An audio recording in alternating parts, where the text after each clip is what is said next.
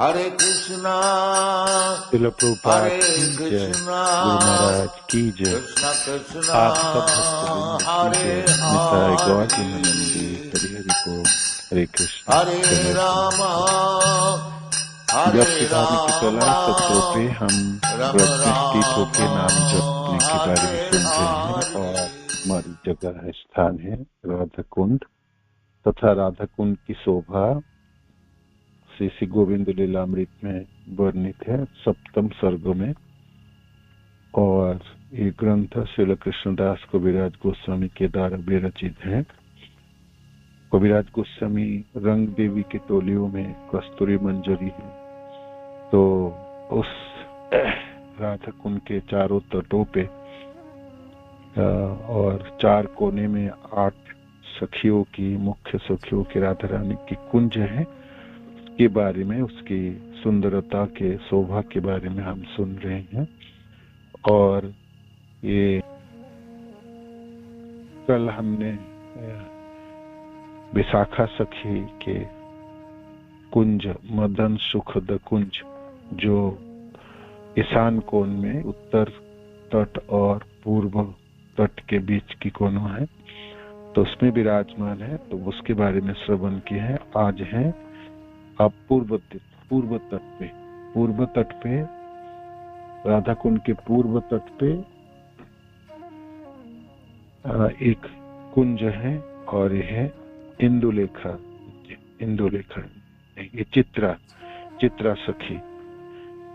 सखी की कुंज है, और इसका नाम है चित्रानंदः। ये राधा कुंड के पूर्व दिशा में स्थित है, राधा कुंड के पूर्व दिशा में स्थित है चित्रानंदः कुंज है।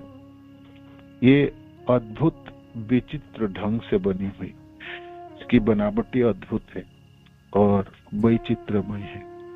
इसमें नाना जाति के और नाना आकार के रंग बिरंगे वृक्ष और लताएं स्थान स्थान पर शोभायमान है। अनेकों प्रकार के जाति और नाना रंग बिरंगों के वृक्ष है और लताएं स्थान स्थानों पर शोभायमान है, जहाँ भिन्न भिन्न जाति के पक्षी और मृग आनंद से विचरते हैं। तरह तरह के पक्षी हैं, कोयल आदि से शुरू करके अनेकों पक्षी है ना, वहां पर विचरण करते हैं, और साथ साथ हिरन भी है, मृग आनंद से विचरते हैं। इनका जो कुंज की जो घरों की दालान, घरों के प्राचीर, दालान, आंगन और मंडप और चांदवा मणियों द्वारा विचित्र कला से बना है, मणियों से बना है। और जगह जगह हिंडोले झूल रहे हैं, जगह जगह झूला लगे हुए पूरे कुंज में, जगह जगह लगे। तो ये चित्रा सखी की कुंज है, चित्रानंदः। ये पूर्व तट पे है, तो अनेकों वृक्ष हैं, अनेकों लताएं हैं। तो स्वाभाविक वृक्ष है तो फूलों की वृक्ष है और फलों की वृक्ष है, और तरह तरह के पक्षियां हैं उसमें, और हिरन हिरनियां है, और इनकी शोभा अद्भुत है, अद्भुत शोभा है। अच्छे रंग बिरंगों के फूल फलों की वृक्षों की वजह से अनुपम शोभा बिखरती है कुंज। और एक जैसे बाकी कुंज सब मणियों से ही तो बना है ना, रत्नों से, मणियों से, और तो उस मणियों में अनेकों मणि है, वैदुर्य मणि, नीलकांत मणि, पद्मराग मणि, स्फटिक मणि और नीलमणि आदि है। तो उस तरह से मणियों से इनकी प्राचीर घर जो बनी है कुंज के बीच में, तो वो उनके प्राचीर, उनके दीवार है ना, सब मणियों से मुड़ा हुआ है। उनके प्रांगण, मंडप, आंगन, दालान और चांदोए मणियों द्वारा विचित्र कला से बना है और जगह जगह झूले झूल रहा है। तो ये इसकी वर्णन 76 से लेके 80 5 श्लोकों में वर्णन हुई इस चित्रानंद कुंज की। 5 श्लोकों में चित्रानंद कुंज के बारे में वर्णन हुई। 76 श्लोक से लेके 80 तक, 76 से लेके 80 तक इस चित्रानंद कुंज है। 76 बहिरपि तत् शाखाच्छादि दीताभि समन्ता। तो यह चित्रानंद कुंज है। 75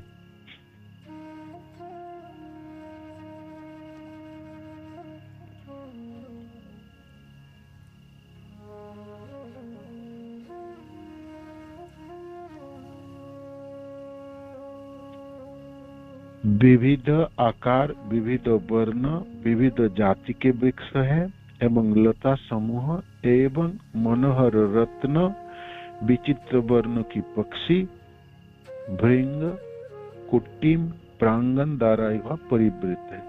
विचित्र मंडप है इनके, चित्रित हिंदोल, हिंदोल झूले, हिंदोल झूला समन्वित वह शोभित है। तो ये आपकी उनका वर्णन हुई। चित्रा सखी के कुंज चित्रानंद है पूर्व तट पे। आप पूर्व तट और दक्षिण तटों की कोनों में, जिसको अग्निकोण कहलाते, आग्नेय कोण कहलाते हैं, उस आग्नेय कोणों में इंदुलेखा जी के कुंज है। इंदुलेखा जी के कुंज है आग्नेय कोणों में, ये कुंज विद्यमान है। इसको पूर्णेन्दु कुंज कहलाता है। पूर्णेन्दु, पूर्ण इंदु कुंज, पूर्णेन्दु कुंज कहते हैं। इसके बरामदे और आंगन सफेद पत्थर और चंद्रकांत मणि के बने हैं। इसके दीवार और आंगन आदि तो सफेद पत्थर स्फटिक है ना, इसमें बना और चंद्रकांत मणि से बना है, जिनमें सफेद कमल, कुमुद और मल्लिका के फूल चित्रित किए हुए हैं। जो सफेद मणि चंद्रकांत मणि से द्वारा मड़ा हुआ है ये कुंज की घर, तो उसमें फर्श में और दीवालों पे चित्रकारी है। और क्या क्या चित्रकारी है उसमें? सफेद कमल, कुमुद और मल्लिका के फूल अंकित है। कमल, कुमुद और मल्लिका के फूल अंकित, फूल चित्रित किए गए हैं। इसके अतिरिक्त इस कुंज में जितने वृक्ष, लताएं, फल और पत्र है, सब सफेदी है, सब सफेद है। जितने भी वृक्ष है, और हरा वृक्ष नहीं, ना उसपे लाल फूल, नीला फूल, ऐसा नहीं। सारे वृक्ष सफेद है, उसमें फूल भी खिले हैं, सब सफेद है। उसके पत्ते भी सफेद है, उसके शाखा प्रशाखा सब सफेद है। तो बाहर से देखने में पूरा एकदम सफेदी, सफेद बिल्डिंग एक है ना, सफेद कुंज है हर तरह से। इस जितने भी वृक्ष है, लताएं है, फल और पत्र है, सब सफेदी है। जितने पक्षी, कोयल, सूक, भ्रमर इत्यादि हैं, ये भी सब सफेदी है, सब सफेद है। कोयल तो भाई उसके काले वर्ण के हम है ना, हम इस भौतिक संसार के देखते, किंतु इंदुलेखा जी की इस कुंज में लेखा जी के इस पूर्णेंदु कुंज कहलाता है। इस पूर्णेंदु कुंज में हर चीज सफेद है। तो कोयल भी हो, भमरा हो, सुक आदि हो, है ना, तोते, मैना वगैरह जो भी पक्षी आदि सब हो, वो सब पक्षी सफेद है, सब सफेद है। भ्रमर भी सब रंग बिरंगे के नहीं है, सब सफेद है।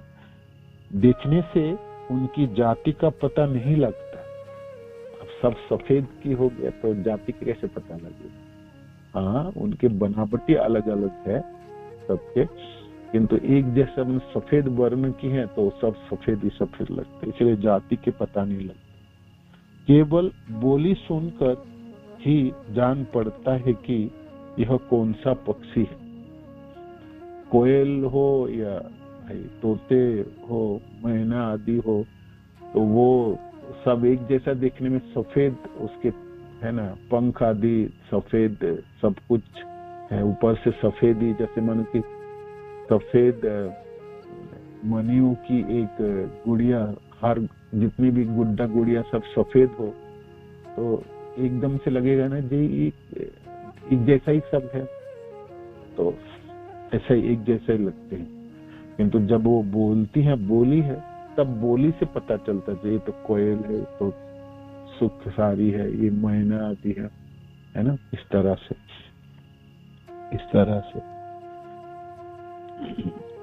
यह सब इस कुंज में निरंतर विचरते रहते हैं। इस कुंज की विचित्रता यह है कि पूर्णमासी के दिन जब श्री राधा कृष्ण सब सखियों सहित शुभ्र वस्त्र धारण कर इस कुंज में प्रवेश करते हैं, उस समय यदि कोई अकस्मात वहां आ जाता है तो उनको श्री श्री राधा कृष्ण आदि कोई भी दिखाई नहीं देते। तो पूर्णिमा के दिन इस कुंज में राधा कृष्ण विराजमान होते हैं, तो सब लोग सफेद वस्त्र में पहनते हैं, कपड़े सब सफेद है, भगवान के पीताम्बर भी सफेद ही हो जाते है ना, राधा रानी की नीली साड़ी भी सफेद ही है, सफेद ही। तो बाकी सब सखिया और मंजरी जनों की सब वस्त्र सफेद है, पूरा कुंज सफेद है, पत्थर उनकी सफेद है ना, मणियों से, वो मणि जो है वो सफेद मणियों की मड़ा हुआ है, उसमें चित्रकारी सब जो फूल आदि है, कमल हो, कुमुदिनिया हो और बाकी फूलों की भी चित्रकारी हो, वो सफेद है। सफेद मणियों के ऊपर चित्रकारी तो सफेद ही लगता है। इसके प्राचीर, इसके अंगन, उनके दालान, उनके मंडप, वो सब कुछ सफेद है। और तो और उसमें पक्षियां सब सफेद है, भ्रमर सफेद है, और जितने वृक्ष हैं सब सफेद है, पत्ते सफेद है, फल फूल सब सफेद है, बाहर से पूरा सफेद ही नजर आता है ना। और पूर्णमासी के दिन जब राधा कृष्ण वहां पर पधारते हैं, राधा कुंज में, इस कुंज में पधारते हैं, विराजमान होते हैं, तो भगवान की कपड़े भी सफेद और राधा रानी की कपड़े भी सफेद, और समस्त गोपी जनों की और मंजरी जनों की, सेविका जनों की है, सब सफेद वस्त्र है, सब सफेद। तो पहचानना भी मुश्किल होगी, है ना, सारे सफेद ही सफेद है, अद्भुत है। ऐसे तो कहते हैं एक कालर होने से वैचित्रता चली जाती है, सभी एक ही जैसा है तो भाई फिर तो मधुरिमा तो होगी, शोभा होती होगी, सब कुछ सफेद है, हर तरह चीज सफेद है उसमें। उसकी जो बैकग्राउंड है भाई, पेड़ पौधे तो हरा होगी, फूल तो कम से कम फूलों की तो कलर रंग बिरंगी होगी, ऐसा नहीं,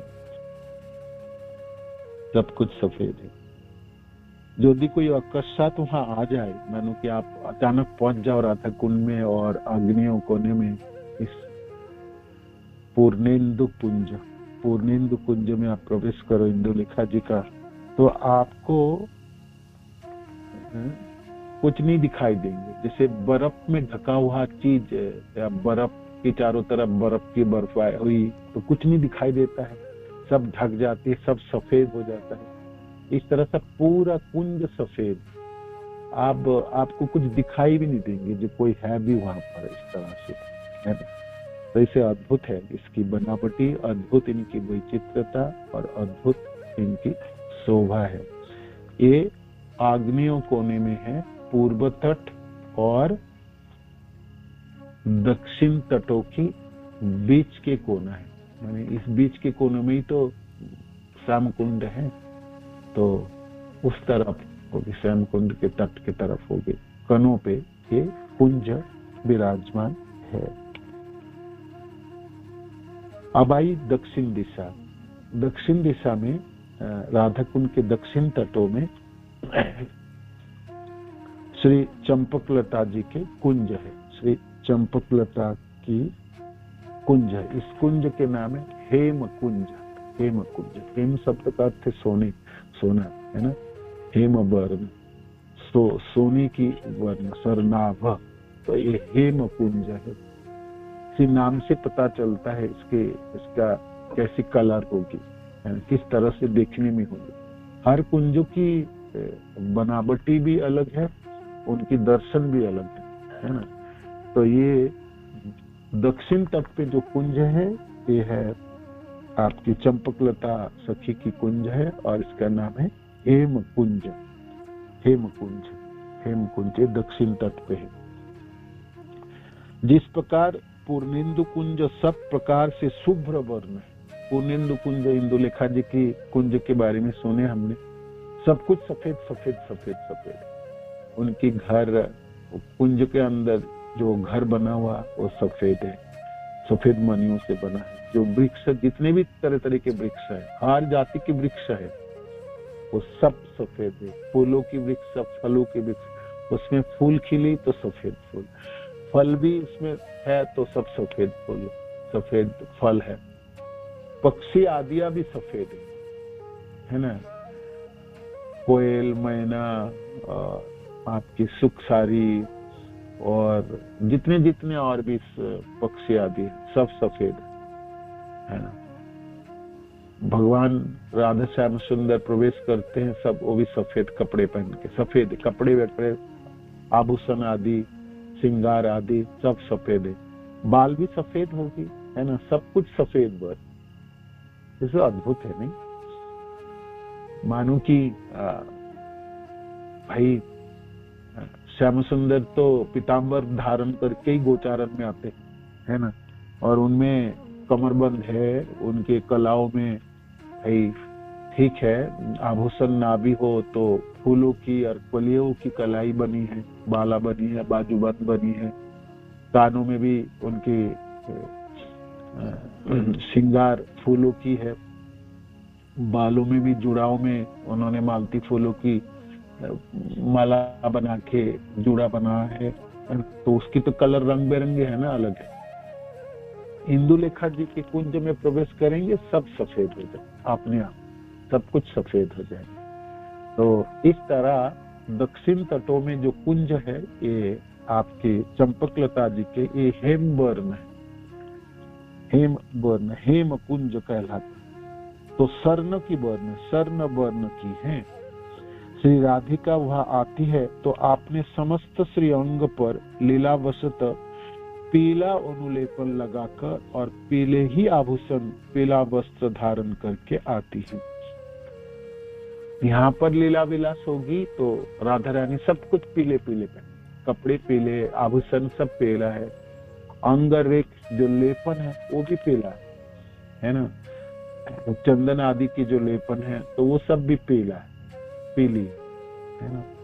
तो सोने की कला की है ना, सरनाभो, सरनाभो कुंजी सोने की है, उनकी उनका सब कुछ बनावटी, उनके फर्श, घरों के दीवार, आंगन, मंडप, चांदुआ, ऊपर जो चांदुआ लगी है वो भी सरनाभो है ना। स्वाभाविक उस समय श्री कृष्ण भी उनको नहीं देख पाते हैं, नहीं देख पाते हैं। श्री कृष्ण गौरांग वेश धारण कर वहां छिप कर आते हैं और श्री राधिका और उनके सखियों के बीच हुए मधुर प्रेम वार्ता श्रवण करते हैं। उस समय कोई भी उनका देख नहीं पाता। भगवान श्याम सुंदर है, श्याम वर्ण है, और अचानक वो गौर वर्ण बन जाए तो छिपने में बड़ी आसान होती है। स्वाभाविक हमने किसी व्यक्ति को जिस तरह से हम देखते हैं, जानते हैं, उनकी स्वभाव को समझते हैं, तो हम ही अभ्यस्त हो जाते हैं।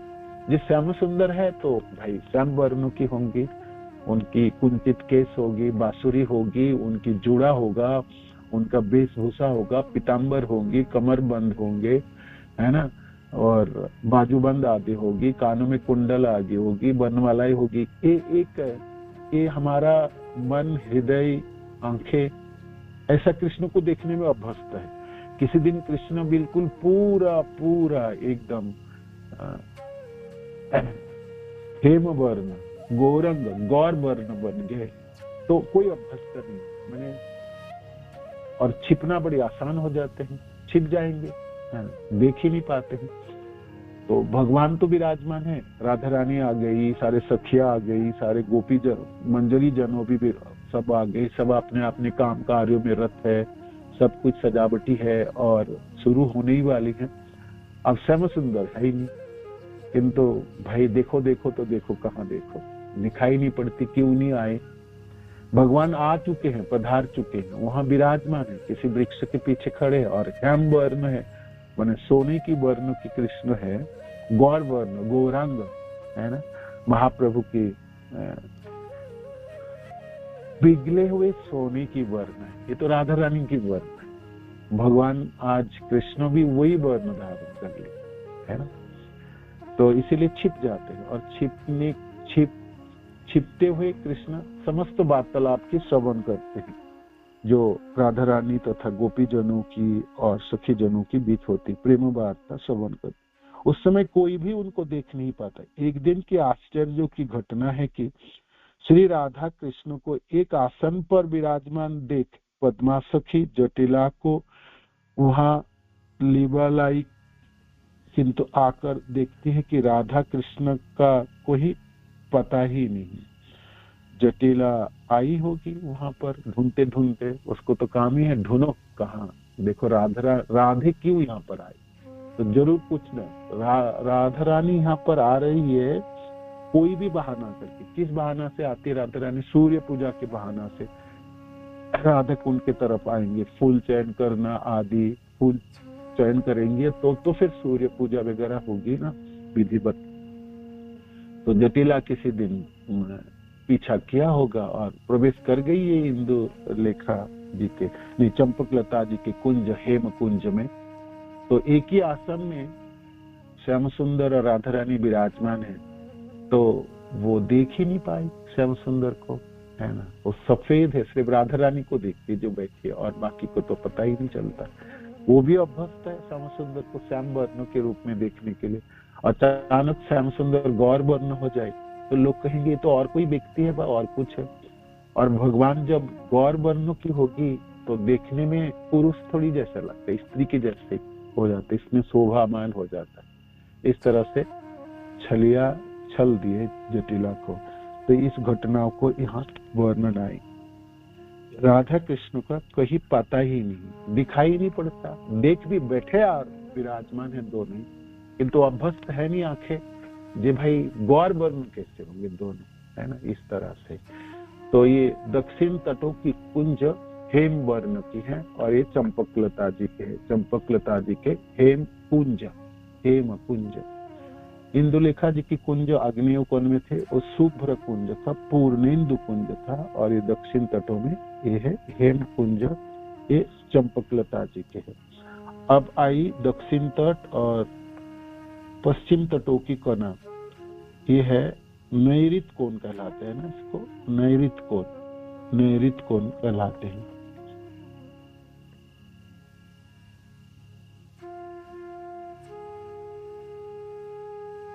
हरे कृष्ण हरे कृष्ण।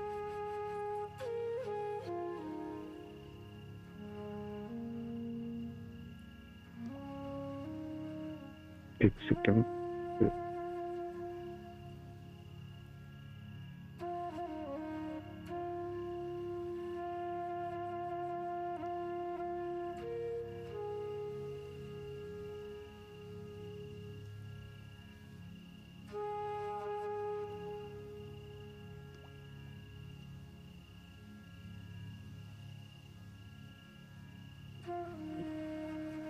हरे कृष्ण।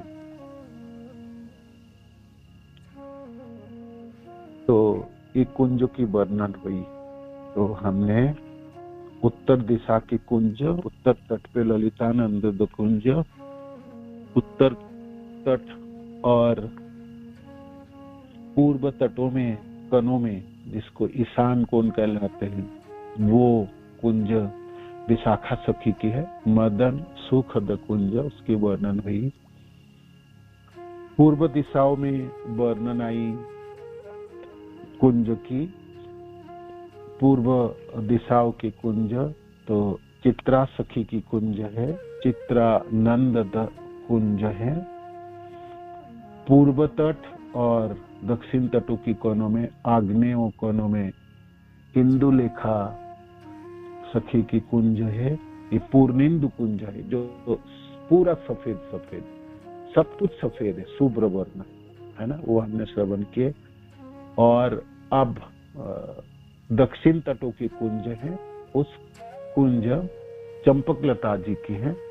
और ये हेमवर्ण, हेम कुंज, इनके अंगन, उनकी दालान, उनके मंडप, उनके वृक्ष, उनके सारे फूल, सारे पक्षियां, सब हेमवर्ण, सोने के आकार है, स्वर्णाभ है ना। जितने झूले लगे हैं वो सब भी हेमवर्ण।